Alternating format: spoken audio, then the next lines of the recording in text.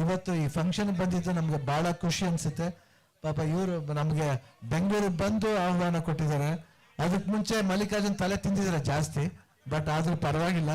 ಯಾಕಂದ್ರೆ ನಾವೆಲ್ಲ daily walk ಮಾಡ್ತಾ ಇರ್ತೀವಿ, ಡೈಲಿ ಒಂದು 8-9 ಕಿಲೋಮೀಟರ್ ವಾಕ್ ಮಾಡ್ತೀವಿ ಜೊತೆಲೇನೆ. ಇದು ಒಂದು 3 ವರ್ಷ 4 ವರ್ಷದಿಂದ ನಡ್ಕೊಂಡ್ ಬರ್ತಾ ಇದೆ.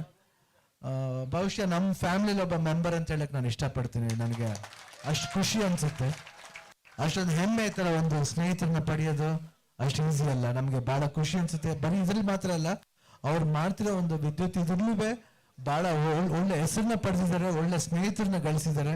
ಯಾಕಂದ್ರೆ ಇಂಥ ಒಂದು ಸ್ಪೋರ್ಟ್ಸ್ ಮೀಟ್ ನ ನಾವು ಸುಮ್ಮನೆ ಬಂದು ನಾವು ಅದು ಏರ್ಪಾಟ್ ಮಾಡಕ್ಕಲ್ಲ, ಅದು ಏರ್ಪಾಟ್ ಮಾಡಕ್ಕೆ ಬಹಳ ತಯಾರಿ ಬೇಕು. ಅದನ್ನ ಅಷ್ಟು ಅಚ್ಚುಕಟ್ಟ ಮಾಡಿದ್ದಾರೆ. ಇಷ್ಟು ಹೇಳ್ತಾ ನನ್ನ ಮಾತನ್ನ ಮುಗಿಸ್ತೀನಿ.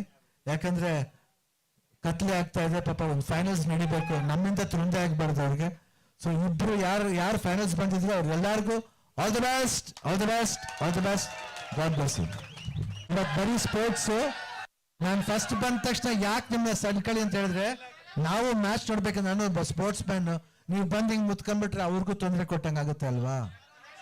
ಅಷ್ಟವರೆಗೂ ಸ್ಪೋರ್ಟ್ಸ್ ನಾ ಬರ್ದೋಗಿದ್ರೆ ಏನ್ ಮಾಡ್ತಿದ್ರಿ, ಮ್ಯಾಚ್ ನೋಡ್ತಿದ್ರಿ ತಾನೆ.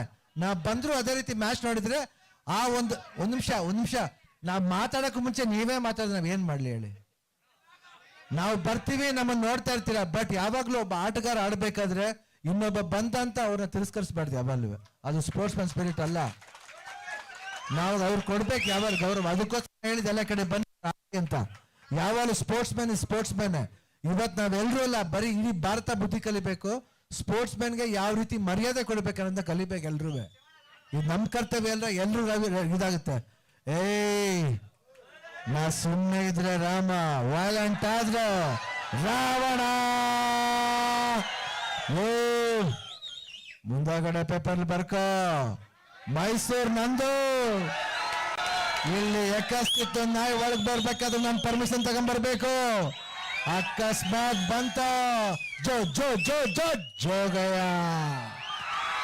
ಡಾಲಿ, ನಾ ಸುಮ್ಮನೆ ಬಂದ್ರೆ ಅತಿಥಿ, ಹಿಡ್ಕೊಂಡ್ ಬಂದ್ರೆ ನಿಮ್ಗೆ ಅತಿಥಿ. ಜೈ ಕನ್ನಡ ಮಾತು. Thank you sir, thank you.